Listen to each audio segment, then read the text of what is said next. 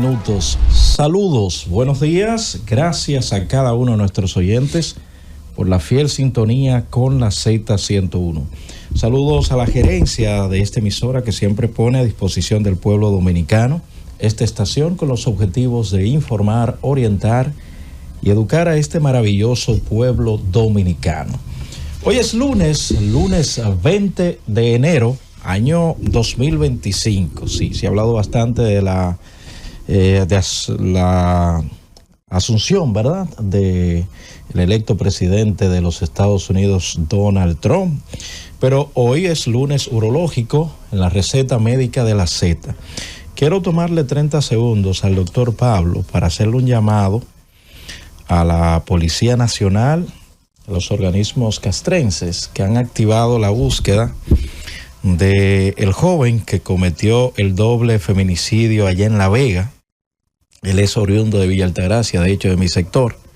Quiero decirle que algunas personas han estado en contacto con el joven buscando la manera de que él se entregue.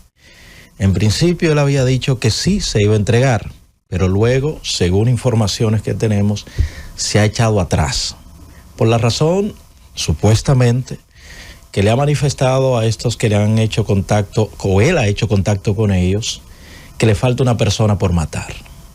Esas son las palabras que él ha dicho. O sea, asesinó a 2 mujeres y él dice que hay una tercera víctima que todavía no ha cumplido con eso.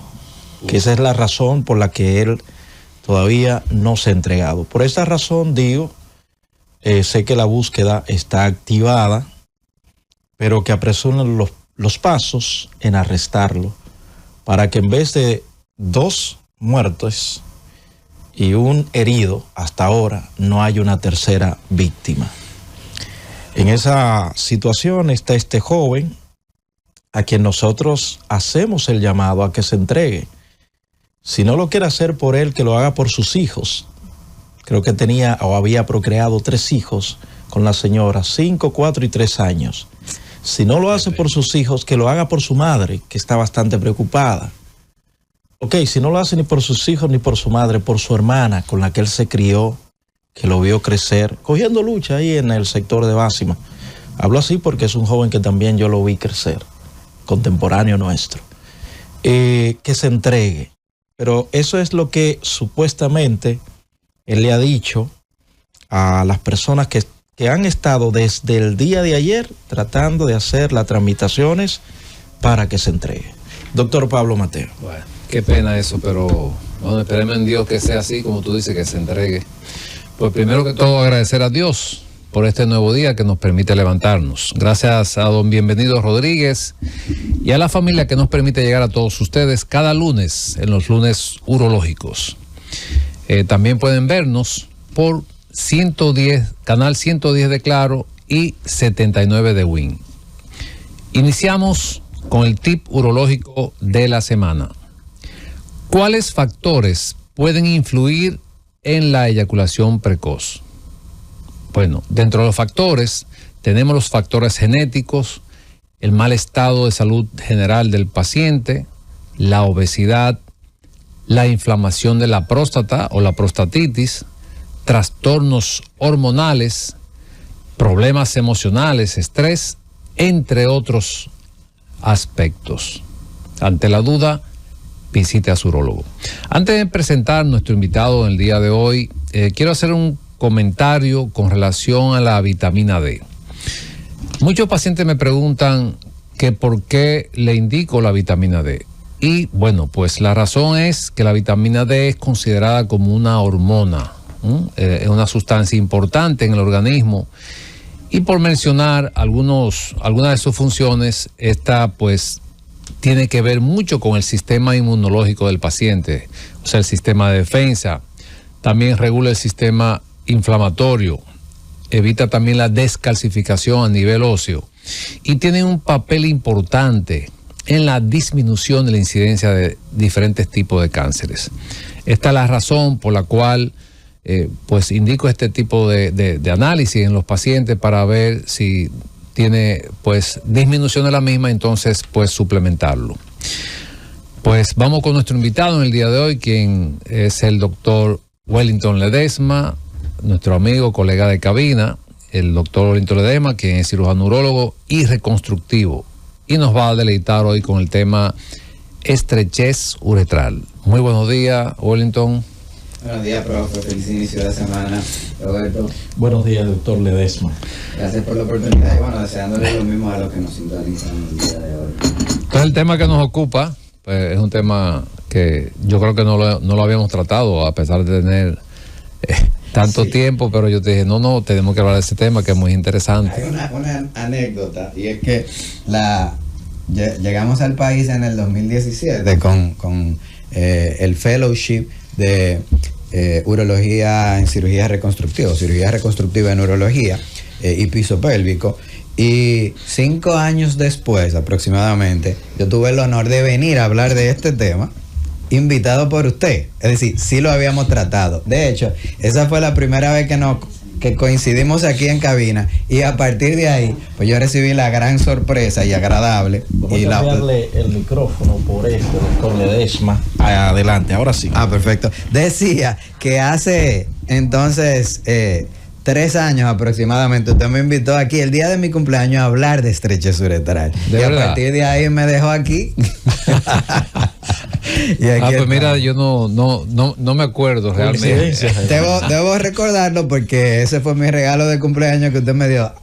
Permitirme hablar de una super especialización que amamos tanto, a la cual le dedicamos tantas horas de nuestras semanas a nivel privado y a nivel público, y fue la primera vez entonces que sí vine aquí a hablar de estrechez uretral, pero desde entonces no lo habíamos hablado. Pero parece que le gustó el tema ese día. Además a los radiantes se le olvidó, eso hay que... Sí, lo que quiero puntualizar es eso, que parece que le gustó tanto el tema en aquella ocasión que nos hemos quedado aquí. Sí.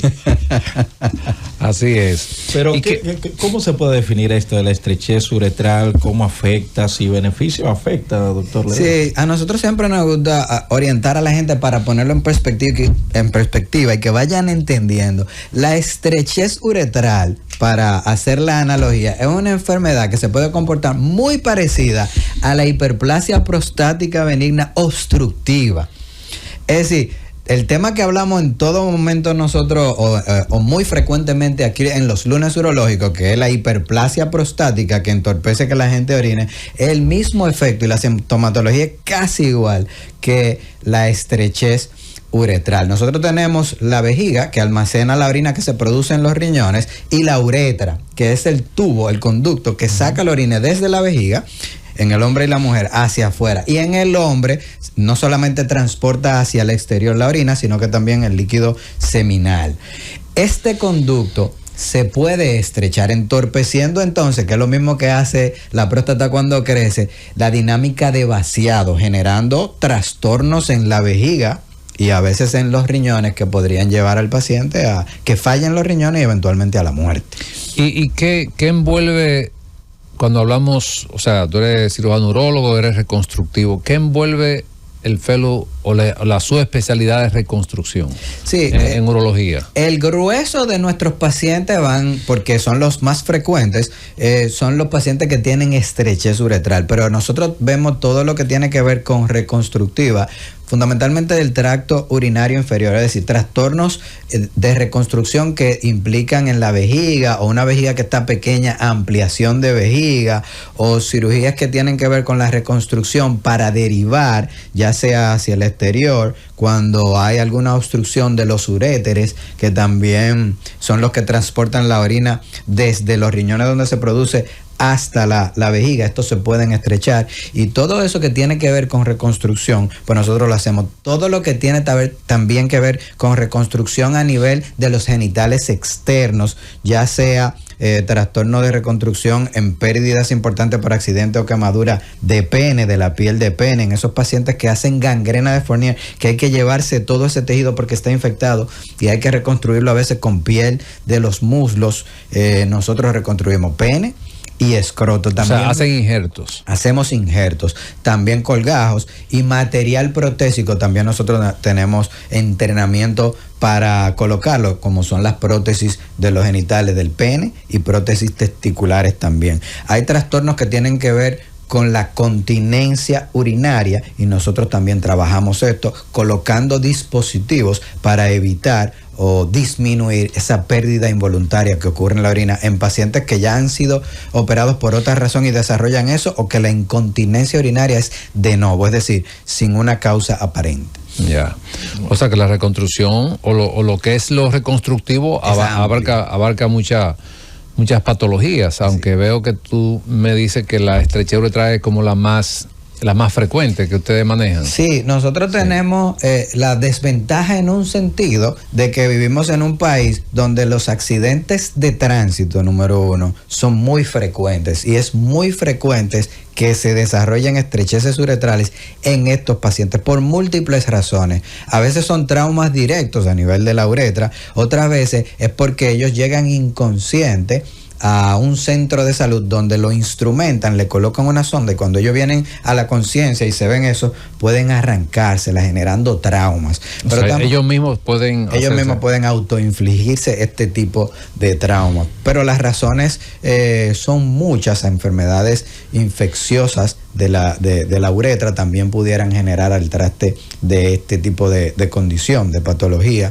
Y hay que recordar que la urología es una de las ciencias que más ha evolucionado, y nosotros podemos tratar enfermedad litiásica, cálculos renales, pero también problemas prostáticos a través de la uretra con dispositivos que son un poquito gruesos, y estos dispositivos en algunas ocasiones pudieran también generar algún tipo de trauma uretral que eventualmente pudiera desarrollar una estrechez importante. Y esto hay que decirlo porque hay pacientes que dicen, bueno, a mí me operaron de tal cosa, y 1 o 2 meses o años después desarrollé esta condición. ¿Podría yo tener una estrechez uretral? Y la respuesta sería que sí. ¿Y cuáles serían esas señales, algunas más de las que usted ha dicho, para que una persona sospeche, doctor, que tiene una estrechez uretral? Manteniendo la coincidencia de síntomas que hay en los problemas de trastornos prostáticos, vamos a utilizar la misma nomenclatura.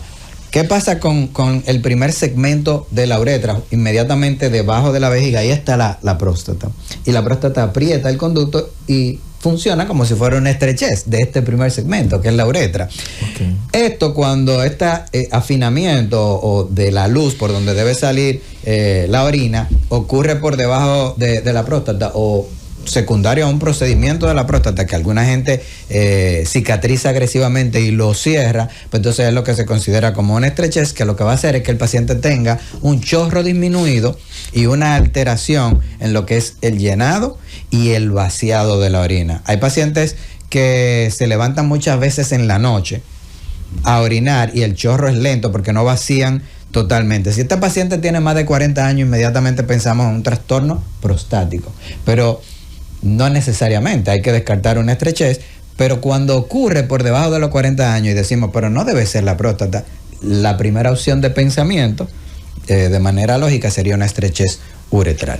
Pero la estrechez uretral es solamente en hombres o también en mujeres. Importantísima la pregunta. Es también probable que ocurra en la mujer.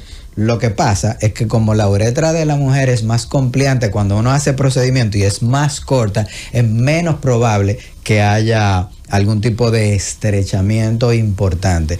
A veces lo hay, pero es de cada 10 estrecheces uretrales, podríamos decir en una asociación, 1 femenina, 9 masculinas. Es menos frecuente. Ok, o sea que la incidencia es mucho menor alta. Y se operan de la misma forma. ¿Hay alguna manera diferente entre una cirugía de uretra masculina y uretra femenina? Sí, son procedimientos diferentes. Las técnicas reconstructivas para abordar las estrecheces depende de la ubicación de esta. No es lo mismo una estrechez que ocurre en el primer segmento de la uretra, que es ese segmento a través desde que sale la vejiga. Esto se llama el cuello vesical, involucra el tejido uretral y se puede cerrar. Pero también la uretra prostática pudiera estrecharse, y la uretra membranosa, que es donde está el esfínter, que uno dice, oh, ya quiero detener el chorro por la razón que sea, y uno entonces controla el chorro y lo cierra. Estas 3 zonas son la uretra más cerca del cuerpo, que es la uretra posterior, y ya está en el hombre la uretra anterior, que está envuelta por un tejido que se puede fibrosar, es la parte más larga y es la que no tienen las mujeres. Okay. Entonces, cuando la estrechez es un anillito solamente y ese anillito está cerrando importantemente el conducto, no es lo mismo que cuando es parcial. Y cuando ocurre en una mujer, hay veces que ni siquiera hay que tratarlo, otras veces la dilatan, pero las dilataciones para que orine por un tiempo no son resolutivas. Por ende, en la mujer, puntualmente, en la mayoría de los casos vamos a utilizar injerto, una reconstrucción ampliada con injerto que puede ser de los labios, de las paredes de los labios menores, que es un tejido que es similar y puede aguantar humedad, o del carrillo de la mucosa oral. Okay. ¿Qué tan frecuente se ven y se dan esos casos de estrechez uretral, doctor? Pues mira, es muy, muy frecuente, muchísimo más frecuente de lo que la población general pudiera sospechar. Nosotros, cuando yo llegué al país, teníamos en el hospital doctor Francisco Moscoso Puello, donde somos encargados del departamento de cirugía reconstructiva, había un listado de 72 pacientes. En lista de espera. En lista de espera para trastornos para este diagnóstico de cirugía de estrechez uretral. Pero también había un programa de dilatación con 92 pacientes. Wow. Oye, eso hace casi 8 años. Cuando nosotros llegamos, uno de los propósitos era evitar o disminuir a cero el programa de dilatación, porque las dilataciones no resuelven el problema de manera definitiva. Te ponen a orinar 1 o 2 meses, vuelve y se estrecha y hay que volver a dilatarte con dispositivos que son muy traumáticos, y una estrechez corta podría terminar poniéndose una estrechez mucho más larga con menos probabilidad resolutiva cuando haya que operar.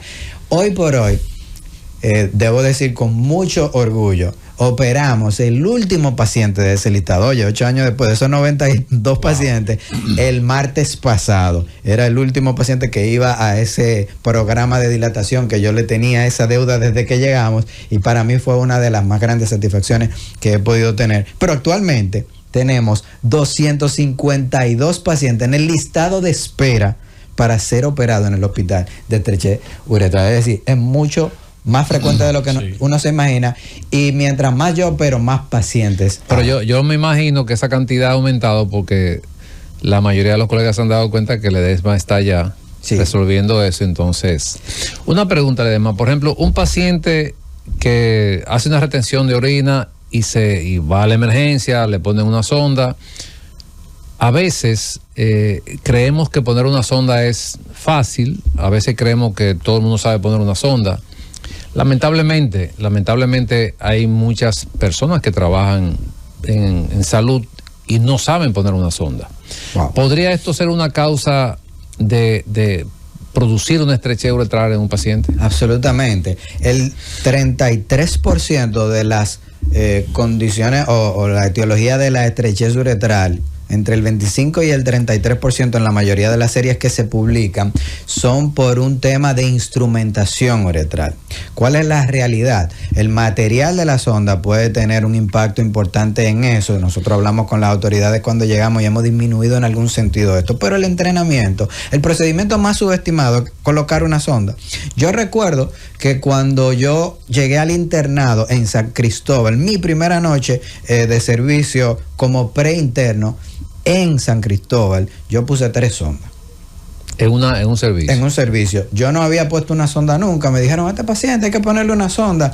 Yo no recuerdo cómo fue que se la puse, pero yo llegué a mi casa muy contento de haber hecho un procedimiento que para mí estaba ayudando a alguien. Pero si a mí nadie me enseñó la forma correcta de poner la sonda, yo pude haber generado en aquel entonces un trauma. Un trauma. En Estados Unidos tú no le pones la mano a un paciente como estudiante, número 1.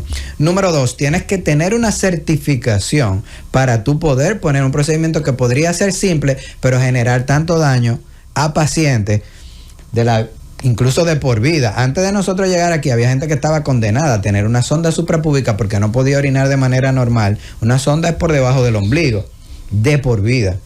Y esa es parte del aporte que nosotros hemos venido a hacer hace casi 8 años cuando llegamos, de cambiarle la vida a esta gente, porque cuando tú tienes una sonda o la orina está saliendo por un sitio que es inhabitual, estos pacientes se sienten muy miserables y sienten que ellos son diferentes al otro y ellos mismos se restringen de socializar incluso. Sí.